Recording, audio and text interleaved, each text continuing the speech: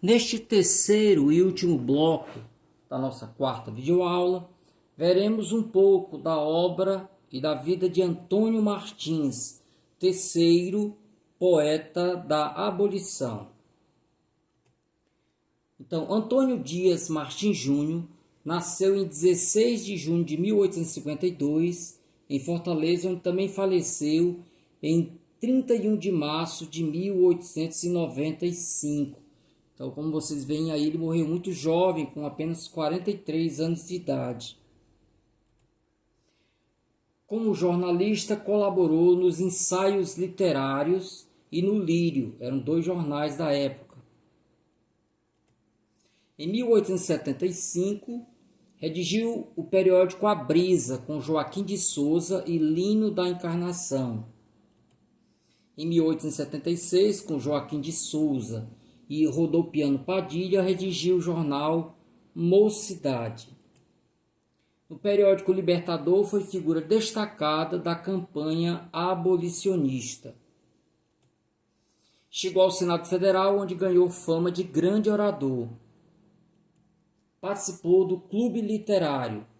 É o autor da letra do Hino da Redenção, cantado por um coral de 14 senhoras por ocasião da festa, que se seguiu à assinatura do documento que extinguia a escravidão no Ceará. Em 1878, com o pseudônimo de Delisle, publicou durante 3 anos uma série de folhetins no jornal Conservador Constituição. Vocês veem aí na ilustração um dos folhetins, que ele assinou com esse pseudônimo. Também usou o pseudônimo de Peri para publicar crônicas líricas em vários jornais da capital. Em 1890, publicou o poema O Incêndio de Taboão, cuja venda foi destinada às vítimas daquela terrível tragédia ocorrida em Taboão da Serra, Bahia, em 4 de março daquele ano, quer dizer, de 1890. Publicou ainda a parte Arpejos do livro 3 Liras, já mencionado aqui, uma obra coletiva. Fazem parte de Arpejo os poemas Die Ire, Dias de Ira, vindo do latim, Surge et Ambula, que foi a frase de Cristo para Lázaro, Então, aparece e anda, Estátua de Carne, versos ao rolar do trem para Carape, versos à libertação da Vila de São Francisco, O Monge de Granito, Visita de Família e Contrastes, são 5 sonetos. E aí palavras de Antônio Bezerra, que é a foto, sobre Antônio Martins. Então ele diz o seguinte: o intransigente soldado das ideias novas tem demais um coração magnânimo que o torna ainda simpático por atos de generosidade. E apesar da modéstia que se esconde, faz parte da pleiade valente que se ilustra nas letras e não escolhe meios para desbravar os tropeços que se antepõem à marcha triunfante dos pioneiros do futuro. Quando a pátria reconhecida tiver de refletir aos pósteros os feitos mais gloriosos dos seus filhos pela estabilidade de sua legítima grandeza, seu nome avultará entre os mais queridos e mais respeitáveis. Há muito tempo que eu me habituei a prezá-lo como benemérito e como herói. E aqui nós veremos um trecho apenas deste poema. Vocês têm a íntegra dele, tanto aqui nos slides, como também no texto sobre o romantismo do professor Sânzio. Então nós veremos apenas um trechinho aí. O Monge de Granito. Então, já antecipando, é um poema para a Pedra do Feiticeiro, localizada lá em Tapajé, ou sacerdote de pedra, como chamam alguns, o padre de pedra, Então, o Monge de Granito. Nas longas horas das fadigas cruas, quando o peito se abate e a alma soluça, ao cair de ilusões, eu quisera viver longe das ruas, lá onde a linfa aos cerros se debruça, em busca dos sertões, quando a saudade, a noiva dos poetas, se ajoelha no altar das fantasias, relendo as folhas lidas, quando nos fogem loiras borboletas, arrastadas nas bruscas ventanias como esperanças perdidas. Bem doce é o meditar, o volver aos dias que o passado levou ao seu sudário, esperanças no embrião, entrar no templo azul das utopias, genuflexo, quer dizer, ajoelhado ante o íntimo sacrário, ungir o coração. Lá, nesse colau de cerros verdejantes, onde desata as tranças flutuantes a diva das serranas, onde o sol tem mais brilho, o céu mais lumes, a lua mais amor, o ar perfumes e a natureza hosanas, lá onde eu via em torres de granito essa linha azulada e feiticeira, qual a asa possante do infinito, medindo o voo de uma idade inteira. Lá onde às vezes a minha alma poisa, à sombra de uns rosais deliciosos, qual um anjo a chorar sobre uma loisa, desfolhando do amor lírios saudosos.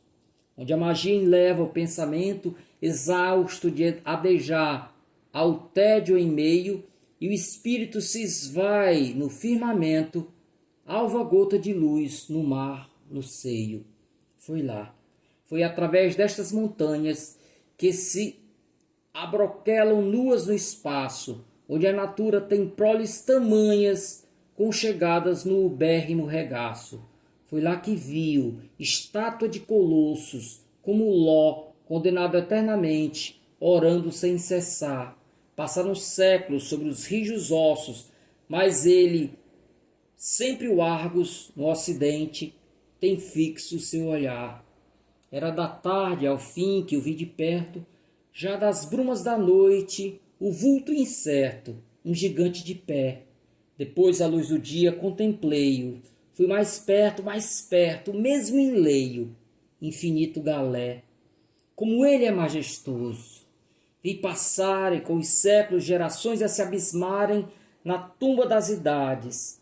Sentinela dos mundos no seu posto, tem das procelas rugas, pelo rosto, sulcos das tempestades.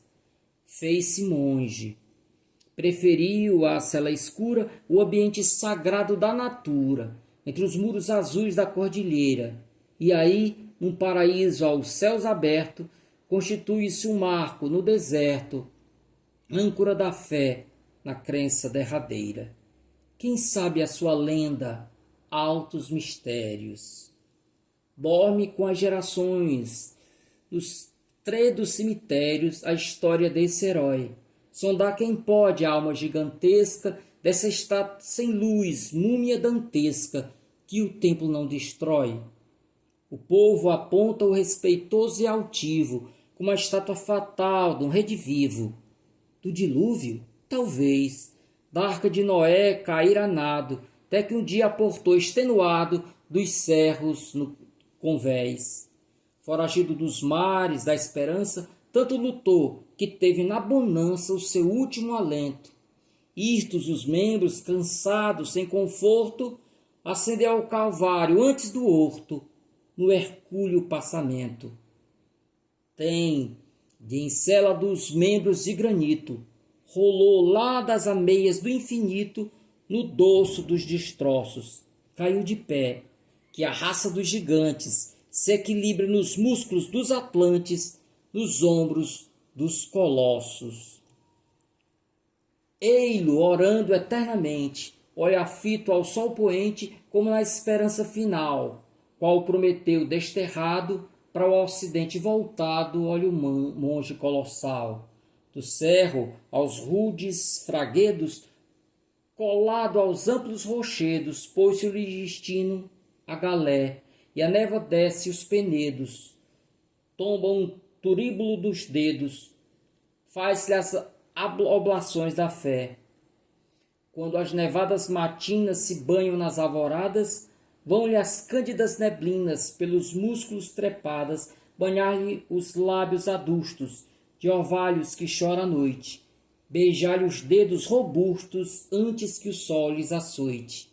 Mas ele, inerte e sombrio, a prescutar o futuro, aperta o seu manto escuro, onde a noite esconde o frio. A avalanche do tempo arrasta as revoluções, mas não demove o do templo de eternas meditações.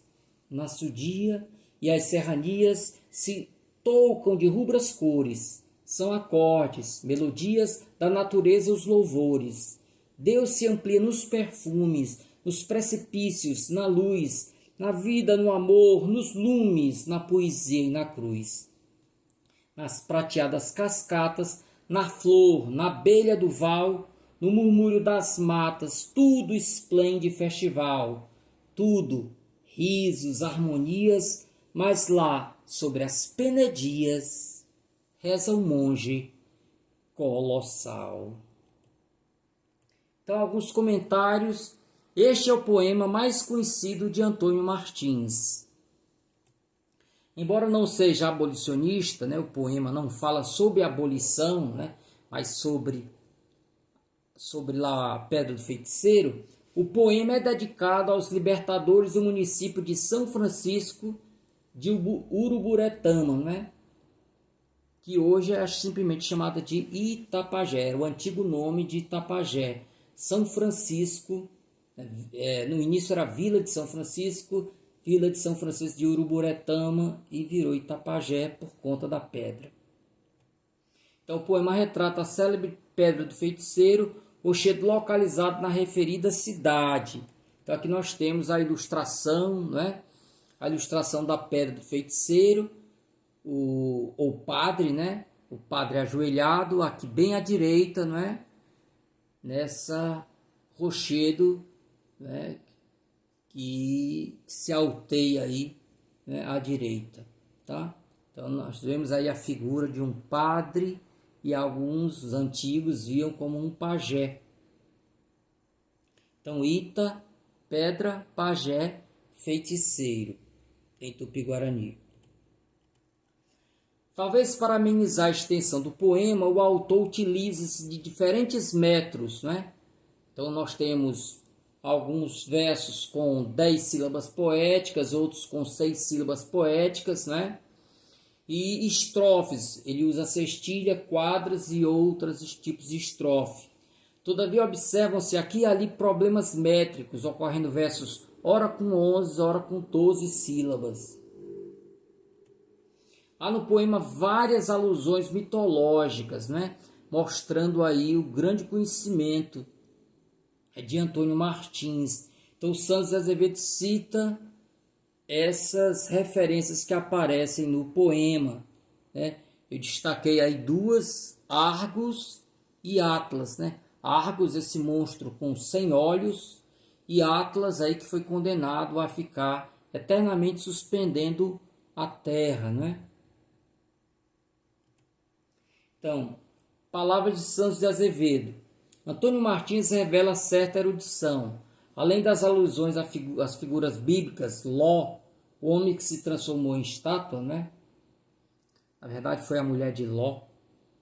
A Arca de Noé, etc. Temos também Argos, né? Encélado, que era filho do Tártaro e da Terra, que foi sepultado sob o vulcão Etna. Atlante, é o mesmo que Atlas, que se aliou aos gigantes, quer dizer, aos titãs, né? Que lutaram contra Júpiter e perderam. Lembrar que um dos titãs, inclusive, aparece nos Lusíadas, não é? O gigante Adamastor. Ele é condenado por Zeus, ou Júpiter, e é transformado em um cabo, né? Então, o cabo da Boa Esperança, na verdade, era um antigo titã, né? Adamastor. Nós temos outro titã que foi Atlas, né? Foi condenado a carregar as costas da esfera celeste. Nem é a Terra, né? É o universo mesmo. Essas alusões podem ser reminiscência clássica, mas aqui aparece como elemento tipicamente condoreiro. Então, com esses comentários sobre o poema poema de Antônio Martins, eu trago agora alguns outros nomes que pelo tempo mesmo, pela exiguidade do nosso tempo, nós apenas mencionaremos, né? Mas que vocês que quiserem se aprofundar na pesquisa sobre a literatura cearense poderão ver, né? Na verdade, alguns desses nomes nós veremos no realismo, tá? Já antecipo aqui. Então, segundo o Santos de Azevedo, ele faz esse rol de outras figuras ligadas ao romantismo, né? Na verdade, são figuras de transição entre o romantismo e o realismo. Mas vamos lá. Muitos outros nomes merecem ser citados, como José Facó, Francisco de Paula Barros, Oliveira Sobrinho, Frederico Severo, Virgílio Brígido, João Adolfo Ribeiro da Silva, Serafina Pontes, Cipriano de Miranda, Emília de Freitas. Inclusive, sobre Emília de Freitas, né? Há uma foto de Emília de Freitas que é contestada. Eu até ia trazer essa foto, mas estudando aí vi que a foto, na verdade, não é da autora, não se tem foto de Emília de Freitas, né? Autora de excelente obra, A Rainha do Ignoto, a primeira obra fantástica, né? Primeiro romance fantástico do Ceará. Francisca Clotilde, autora de A Divorciada, vocês têm aí a foto, além de outros que, pontificando na imprensa do tempo do romantismo, iriam obter maior nomeada mais tarde com o realismo. É o caso, por exemplo, de Rodolfo Teófilo, autor de A Fome, que é uma obra naturalista, Augusto Xavier de Castro, também Childerico de Faria, né? E, finalmente, Araripe Júnior, que fez ficção romântica, né? Mas também pertenceu à Academia de Freitas. Tanto Araripe Júnior quanto Childerico de Faria, ambos pertenceram à Academia Francesa. E passamos, já encerrando a nossa quarta videoaula, alguns comentários breves à guisa de revisão do que nós vimos sobre o romantismo no Ceará, né? Então, como nós vimos, o romantismo tem início no Ceará em 1856, com a publicação de Prelúdios Poéticos de Juvenal Galeno, e se encerra em 1886, com o surgimento do Clube Literário. Então, no Ceará, portanto, o romantismo tem início 20 anos depois do que ocorre na, entre aspas, literatura brasileira, já que a literatura cearense também é literatura brasileira, mas nos manuais de literatura brasileira, nós vimos que o romantismo começa em 1836, com Suspiros Poéticos e Saudades. Então, nós começamos no Ceará 20 anos depois. E encerramos aqui no Ceará 5 anos depois, pois na literatura brasileira termina em 1881, com a publicação de Memórias Póstumas de Brás Cubas. Neste mesmo ano é publicada a obra O Mulato, de Aloysio Azevedo. Memórias Póstumas de Brás Cubas abre o realismo, O Mulato abre o naturalismo. Então, lá na literatura brasileira se encerra em 1881, aqui só vai se encerrar 5 anos depois, com o surgimento do Clube Literário. Guardadas as devidas proporções, nosso romantismo também apresentou as 3 fases do romantismo brasileiro, a saber, primeira, que foi a indianista e regionalista, com José de Alencar e Juvenal Galeno. A segunda, a ultrarromântica ou byroniana, aqui no Ceará com Joaquim de Souza e Barbosa de Freitas. E, finalmente, a condoreira, que foi a terceira fase, com Antônio Bezerra, Justiniano de Serpa e Antônio Martins. Grosso modo, essas 3 fases são assim limitadas temporalmente. Vejamos. A primeira fase vai de 1856 a 1874, começa lá com Prelúdios Poéticos, né?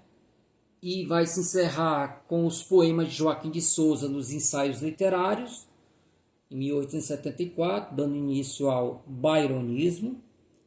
A segunda fase, de 1874 a 1883, né? Se encerra com a morte de Barbosa de Freitas. E a terceira fase, de 1883 a 1886, se encerra com o surgimento do clube literário. Embora improdutivo, nós já vimos, houve um primeiro movimento de reação ao romantismo, entre a segunda e a terceira fase, né? Que foi exatamente, na verdade, entre a primeira e a segunda fase, né? Vou consertar isso para vocês. Que foi a Academia Francesa do Ceará, né? Que ela vai de 1873 a 1875. Então, ela ocorre entre a primeira e a segunda fase do nosso romantismo, né? Da Academia Francesa, a propósito, saíram os autores cearenses com maior repercussão no cenário nacional no período, claro, além de José de Alencar e Juvenal Galeno, que foram Capistrano de Abreu e Araripe Júnior. Esses dois, no entanto, se sobressaíram mais como cientistas e não como literatos, né? Capistrano de Abreu na historiografia e Araripe Júnior na crítica literária. Então, com estes comentários, nós encerramos o capítulo relativo ao romantismo no Ceará. A próxima videoaula, nós começamos a estudar o realismo, não é? Então, bons estudos a todos e até a próxima videoaula.